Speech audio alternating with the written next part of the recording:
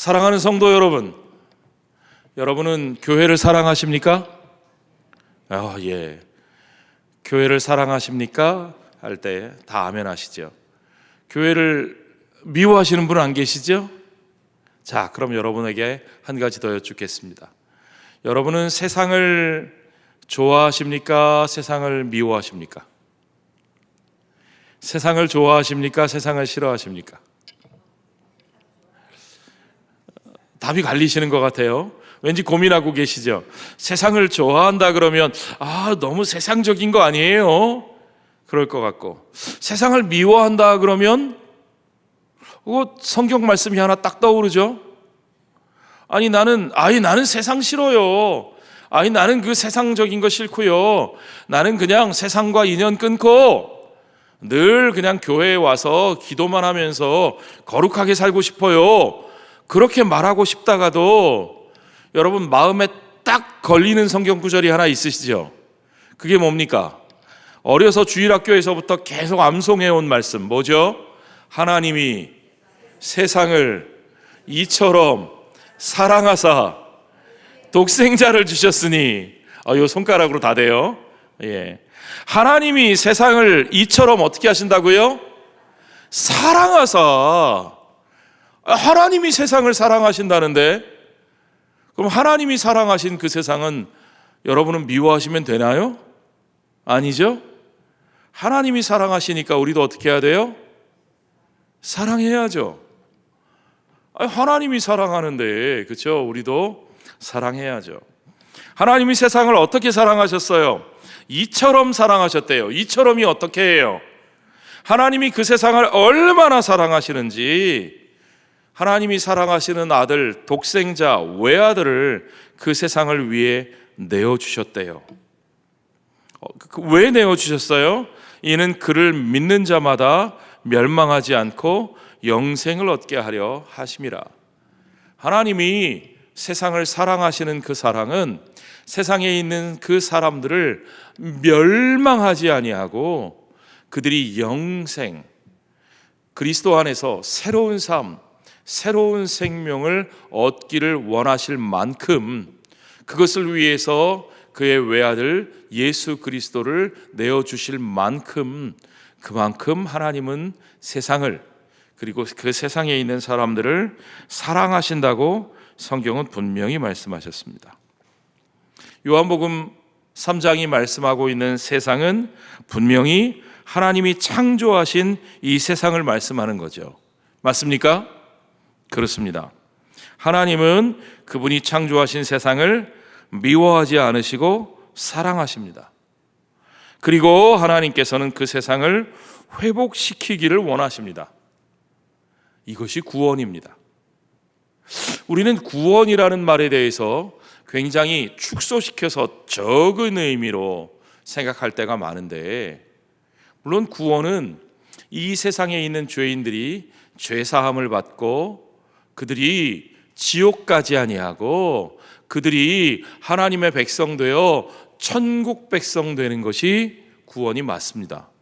그러니까 쉽게 말하면 우리가 지옥 가지 않고 천국 가는 거, 그거 구원입니다. 그거 구원 맞습니다.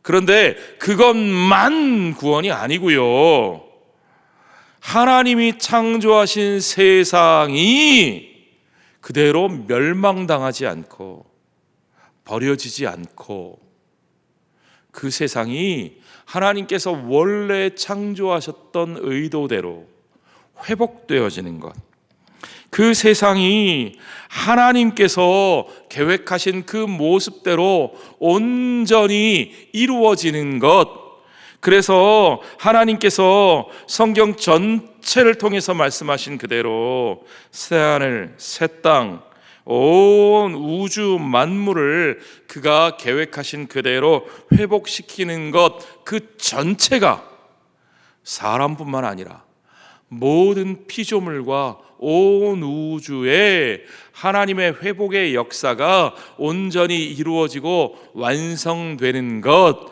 그것이 하나님의 총체적인 구원이라는 사실을 여러분 믿으시기 바랍니다. 그래서 이 구원을 이루어 가시는 우리 하나님께서는 그 구원을 그가 부르신 그 백성들을 통해서 이루어 내시기를 원하십니다. 이 굉장히 중요합니다. 자, 구원의 온전한 의미를 우리가 다시 한번 정리를 해보겠습니다. 톰 라이트라고 하는 신약 성서학자는 구원의 온전한 의미를 이렇게 우리에게 가르쳐 줍니다. 자, 첫 번째, 그저 단지 영혼뿐만이 아니라 우리 영혼만 죽어서 천국 가는 게 아니라 인간 존재 전체에 관한 것이다. 이게 성경적으로 맞습니까? 틀립니까? 성경이 우리의 영혼만 구원받는다고 말했나요? 아니죠. 성경은 우리의 육신도 구원받는다고 말씀하고 있죠. 어떻게 해요? 그리스도 안에서 먼저 잠든 성도들의 육신이 그리스도께서 부활하실 때에, 그리스도께서 재림하실 때에 무덤이 열리고 그들의 육신이 무덤에서 어떻게 된다고요? 일어나서 재림하시는 그리스도와 함께 이 땅에 새하늘과 새 땅에서 그리스도와 함께 그들의 영과 육이 부활하여 그리스도와 함께 무엇하리라고요? 왕노릇하리라. 이게 성경적입니까? 아닙니까? 맞죠? 그러면 성경이 말씀하시는 구원은 영과 육의 온전한 구원입니까? 아니면 영혼만 구원받는 것입니까? 영과 육의 온전한 구원이죠. 영과 육과 우리의 모든 관계와 모든 인격까지 인간 존재의 전체에 대해서 이제 우리가 하나님의 백성으로 회복된 새로운 삶을 누리는 것, 그 모든 것이 구원이라는 사실을 여러분 믿으시죠? 예, 이거 분명히 아셔야 돼요. 구원은 그저 우리가 죽어서 우리의 영혼만 천당 가서 마치 유령처럼 귀신처럼 아무것도 안 하고 편하게 지내는 것이 아니에요. 그런 게 성경이 말하는 구원이 아니에요.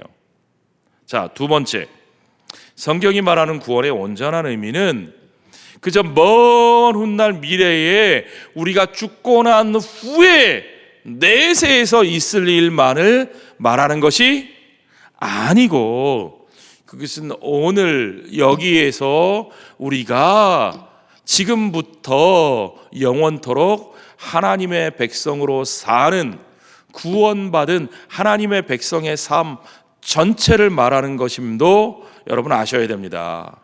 이것도 여러분 믿으시죠? 그렇습니다. 그래서 예수님 뭐라 그러셨어요?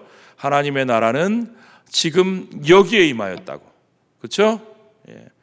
여기 저기도 아니고 하나님의 나라는 지금 여기에 임하였다고 말씀하셨어요.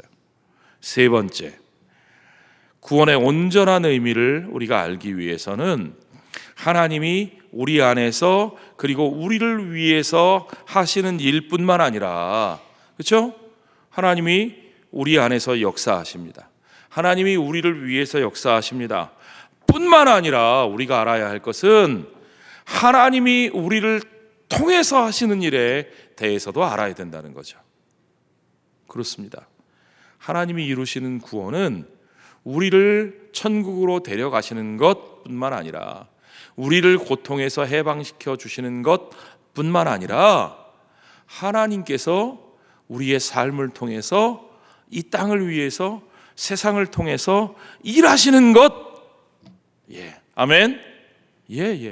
그것도 우리에게 이루어 주시는 구원의 의미에 포함이 된다는 사실을 우리가 알아야 돼요. 자, 우리가 이렇게 구원의 온전하고 총체적인 의미를 알 때 God for us, 우리를 위해서 일하시는 하나님을 믿을 뿐만 아니라 God through us, 우리는 우리를 통해서 일하시는 하나님의 일에 우리가 동참하는 것이 얼마나 중요한가 하는 것도 반드시 기억해야 된다는 겁니다. 우리를 통해서 일하시는 하나님, 우리를 통해서 일하시는데, 우리를 통해서 일하신다면 무엇을 위해 일하시는 거예요? 하나님은 저와 여러분을 통해 세상을 위해 일하고 계시다는 사실을 성경이 우리에게 분명히 가르쳐주고 있다는 겁니다. 저와 여러분을 통해서 무엇을 위해 일하신다고요? 세상을 위해서. 누가요? 하나님이. 다시 한번요. 하나님이 저와 여러분을 통해서 무엇을 위해 일하셔요? 세상을 위해 일하신다고요. 그 내용이 어디에 나와 있느냐? 그 내용이 바로 오늘 우리가 읽은 창세기 12장 1절, 2절, 3절에 나와 있는 아브라함에게 복 주신 이 너무나 중요한 본문에 나와 있는 거예요. 자, 다시 한번 오늘 본문을 보죠. 여호와께서 아브라함에게 이르시되, 아직 아브라함이 아니에요. 아직 이름이 안 바뀌었어요. 아브람에게 이르시되, 너는 너의 고향과 친척과 아버지의 집을 떠나 내가 네게 보여줄 땅으로 가라. 내가 너로 큰 민족을 이루고 내게 복을 주어 내 이름을 창대하게 하리니 무엇이 되리라고요? 너는 복이 될지라. 이게 중요해요. 너는 복이 될지라. 너는 복을 많이 받을지라 그러지 않으셨고, 너는 복이 될지라. 그러니까 아브라함에게만 하나님이 복 주시겠다는 내용이 아니고, 아브라함 자체가 복이 되어서 그의 존재가, 그의 인생이 그 자체가 복이 되어서 그를 통해서 누군가가 복을 받게 될 것이라는 거예요. 그러면 복을 받을 그 누군가가 누굴까요? 아니, 하나님 복을 주시려면 나한테 주시면 되지. 아니, 누구에게 복을 주신다는 말씀이에요? 아브라함 같으면 그렇게 묻지 않겠어요? 하나님이 그 대답을 미리 하셔요. 그럼 아브라함이 복이 된다는 말씀은 무슨 뜻인가? 너를 축복하는 자에게는 내가 복을 내리고 너를 저주하는 자에게는 내가 저주하리니, 그 다음이 중요해요. 땅에 누가요? 모든 족속이, 땅의 모든 족속이 너로 말미암아 복을 얻을 것이라 하신지라. 그러니까 하나님이 아브라함에게 주신 언약, 이 창세기 12장, 이게 얼마나 중요해요. 믿음의 조상 아브라함, 언약의 출발, 그 출발 지점에서 하나님이 처음 그를 부르시면서 주신 축복의 약속인데, 그런데 이 문장의 핵심은요, 누가 복을 받느냐는 거예요. 예. 복을 받는, 복받음의 대상이 누구냐는 거예요. 그게 누구라고요? 아브라함이라고요? 이스라엘이라고요? 아니라는 거예요. 뭐라고 돼 있어요? 땅의 모든 족속이. 그러니까 하나님이 축복하시는, 하나님이 복 주려고 하시는 최종적인 목표는 어디에 있어요? 땅의 모든 족속에게 있어요. 아시겠습니까, 여러분? 그러니까 하나님이 복 주시려고 하시는 이 계획의 최종적인 대상은 누구냐? 땅의 모든 족속이에요. 아브라함만이 아니고, 아브라함의 자손들만이 아니고, 이스라엘 백성들만이 아니고, 믿는 사람들만이 아니고, 땅의 모든 족속을 복 주시는 것이 우리 하나님의 뜻인 것을, 계획인 것을 여러분 믿으시기 바랍니다. 그리고 우리 하나님의 그 뜻과 계획은 반드시 이루어진다는 사실을 여러분 믿으시기 바랍니다. 다만 우리가 한 가지 알아야 할 것은, 하나님의 그 계획이 아브라함을 부르신 부르심에 통해서, 아브라함의 자손 되신 예수 그리스도를 통해서, 그 아브라함의 자손인 이스라엘을 통해서 이 땅에 영적인 이스라엘로 부르심을 받은 영적 아브라함의 자손된 그리스도의 교회를 통해서 이루어지게 하신다는 거예요.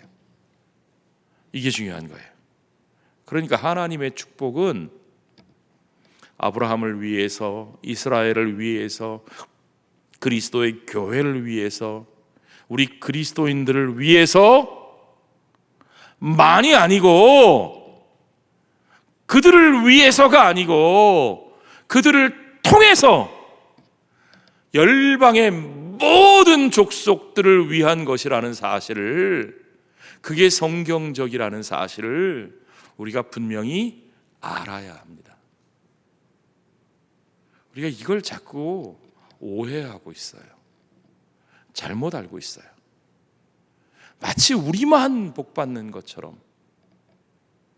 하나님의 계획의 수혜의 대상이 우리들만인 것처럼 그렇게 생각해요. 그러면서 우리가 세상으로부터 멀어지고 세상을 미워하고 세상과 갈등하는 것이, 그것이 마치 하나님의 뜻인 것처럼 우리가 그렇게 살아갈 때가 얼마나 많이 있습니까? 그거 하나님의 뜻에 대한 오해입니다, 여러분. 아브라함이 믿음의 조상이 된 것은 하나님이 그를 통하여 세상에 복을 베풀려고 택하셨기 때문입니다. 그리고 그러한 복과 사명이 오늘날 교회로 이어졌습니다. 그러니까요, 교회는 어떻게 보면 세상을 위해서 존재하는 거예요. 맞습니까? 이게 기본이에요, 여러분. 교회는 세상과 싸우라고 있는 존재가 아니라 세상을 축복하기 위해서, 세상에 복을 주시기 위해서 하나님이 세우신 하나님의 축복의 도구인 것을 믿으시기 바랍니다. 마찬가지로 여러분, 성도가 목사를 위해 존재하는 게 아니라 목사가 성도를 위해 존재합니다. 아멘입니까? 예. 그런데 오늘날 우리 한국교회는 그걸 좀 뭔가 잘못 생각하고 있는 것 같아요. 그걸 좀 오해하고 있었던 것 같아요. 교회는 세상을 위해 존재합니다. 세상에 복이 되는 존재가 되어야 합니다. 목사는 성도들의 떠받들여짐을 받으려고, 대접받으려고 존재하는 존재가 아니고, 목사는 성도들을 섬기기 위해 하나님이 세우신 말씀의 종입니다.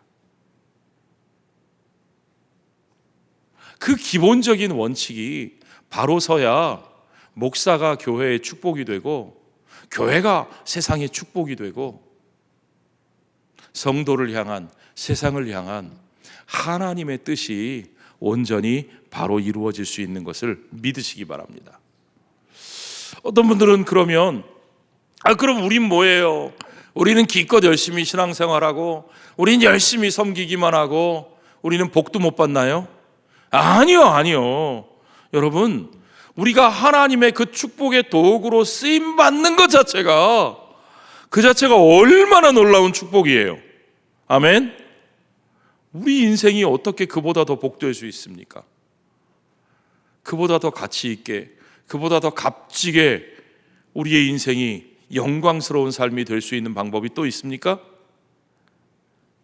어떤 사람은 자기 자신 혼자만으로도 내 인생 지질이 복도 없어, 나는 망한 인생이야, 뭐 이렇게 얘기를 하는데, 아니, 세상에 나 같은 인생을 하나님이 불러다가 하나님께서 세상을 복주는 도구로, 하나님의 축복을 나누고 전하는 도구로 쓰신다는 거예요.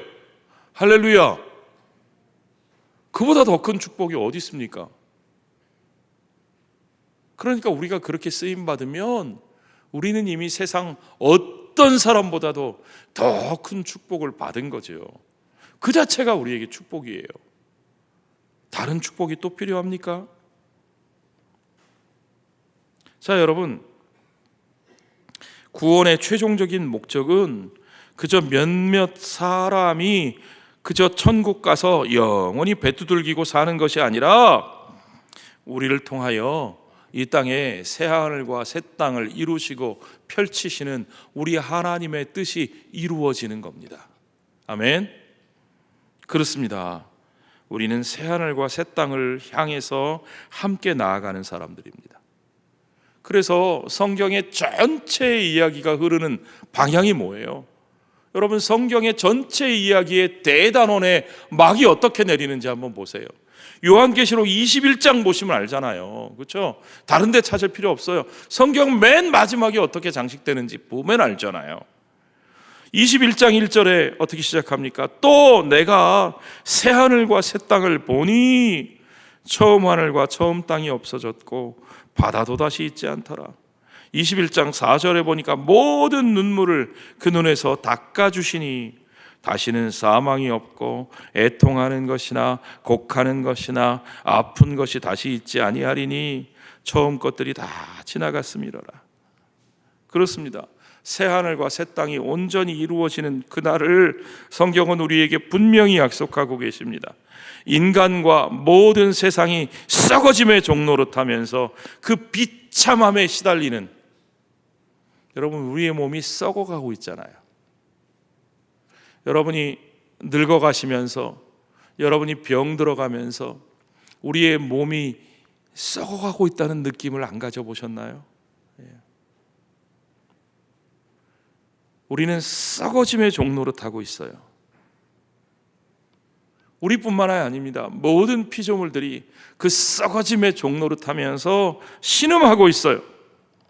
그 모든 우주 만물의 고통이 완전히 끝나고 하나님이 창조하신 그 아름다운 모습으로 회복되는 그날, 저는 그날이 분명히 있는 것을 믿습니다. 우리 주 예수님 구름 타고 다시 오시는 재림의 날이 바로 그날이신 것을 분명히 믿습니다. 여러분, 그날을 상상해 보세요. 그날을 상상하면요, 저는 마치 저 결혼하기 전날 그 두근두근 하던 것보다 더 두근두근해요. 진짜로. 그것이 우리에게 약속하신 참된 구원의 모습입니다. 그래서 로마서 8장 21절부터 보면 바울은 이렇게 말합니다. 그 바라는 것은 피조물도 썩어짐의 종로로 탄 데서 해방돼요. 그러니까 우리 인간만 구원받는 게 아니에요. 모든 피조물이 썩어짐의 종로로 탄 데서 해방돼요. 하나님의 자녀들의 영광의 자유에 이르는 것이니라. 피조물이 다 이제까지 함께 탄식하며 함께 고통을 겪고 있는 것을 우리가 아느니라. 이게 로마서의 핵심 구절이에요. 그렇게 썩어짐의 종로로 타고 탄식하고 있는 피조물을 위해서 우리 하나님이 오늘도 일하고 계시다는 겁니다. 하나님의 선교, God's mission, 그 모든 피조물을 회복하시고 죄인을 구원하시는 하나님이 하시는 모든 역사를 우리는 하나님의 선교, 하나님의 미션, 미시오데이, 하나님의 선교라고 불러요. 우리가 선교한다고 하는 건, 우리 교회가 선교한다고 하는 건요, 바로 그렇게 온 세상을 회복시키시는 성삼위일체 하나님의 사역에 우리가 동참하는 거예요. 그 일은 하나님의 일입니다. 하나님이 시작하시는 일이에요. 하나님이 주도하신 일이에요. 하나님이 이루어 가시는 일이에요. 그리고 하나님께서 정말 너무나 영광스럽게도 교회를 세우셔서 우리를 그 일에 동참하게 하셨어요. 그 자체가 놀라운 축복이죠. 너무너무 감사한 일이죠. 그래서 우리는 세상을 구원하고 회복시키시는 하나님의 사역에 지역 교회로서, 교회 공동체로서 우리가 사는 다양한 현장과 다양한 활동 가운데서 그 하나님 나라의 가치와 그 복음의 메시지를 드러내고 증거하면서 열매를 맺으면서 살아가는 거죠. 그건요, 단순히 교회가 하는 종교 활동뿐만 아니라 전도와 선교 활동뿐만 아니라 우리 가정 생활을 통해서, 우리 학교 교육을 통해서, 병원 사역을 통해서, 또는 정치 활동을 통해서, 사회, 문화, 예술 모든 영역 속에서 그러니까요, 아브라함 카이퍼라고 하는 우리 개혁주의 신학자는 온 우주의 모든 영역이 0.00001평방미터도 하나님의 주권이 미치지 않는 곳은 한 군데도 없다 그랬어요. 그 모든 영역에 하나님의 주권이 미친다는 거죠. 그러니까 그 모든 영역 속에서 하나님의 주권과 하나님의 가치를 드러내는 우리의 모든 일이 다 그것이 선교라는 겁니다. 그것이 하나님의 선교에 동참하는 일이에요.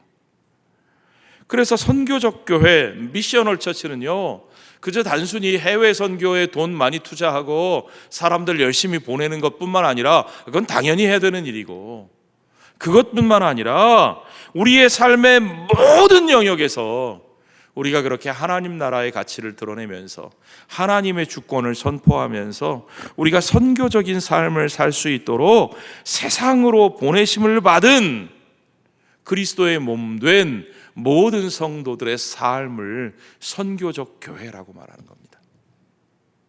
무슨 말인지 아시겠습니까, 여러분?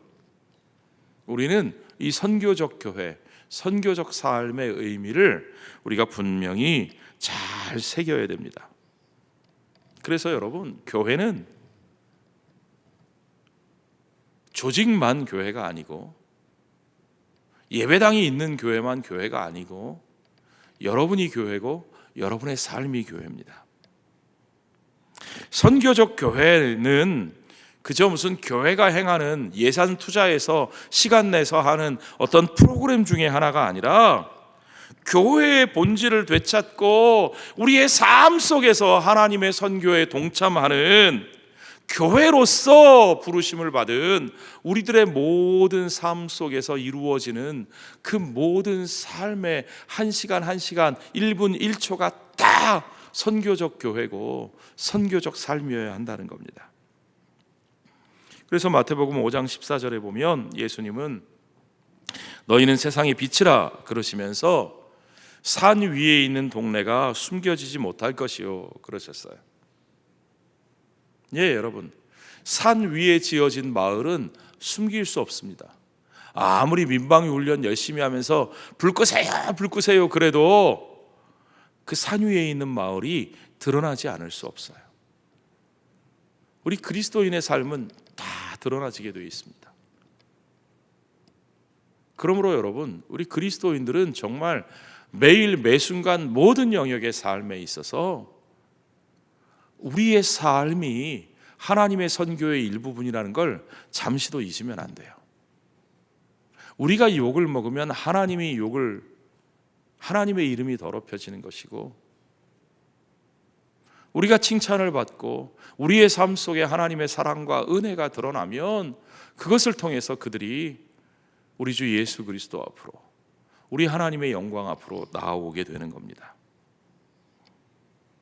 그래서 교회는 세상과 갈등하고 세상과 멀어지는 교회가 아니라 세상 속에서 세상을 섬기며 세상과 진정한 사귐이 있는 교회여야 합니다. 교회는 이웃들 속으로 들어가야 합니다. 우리는 예수님께서 성육신적인 선교를 하셨던 것처럼 우리도 성육신적인 선교를 해야 됩니다. 그래서 우리는 이웃들의 필요에 민감해야 되고 그들의 삶을 존중해야 됩니다.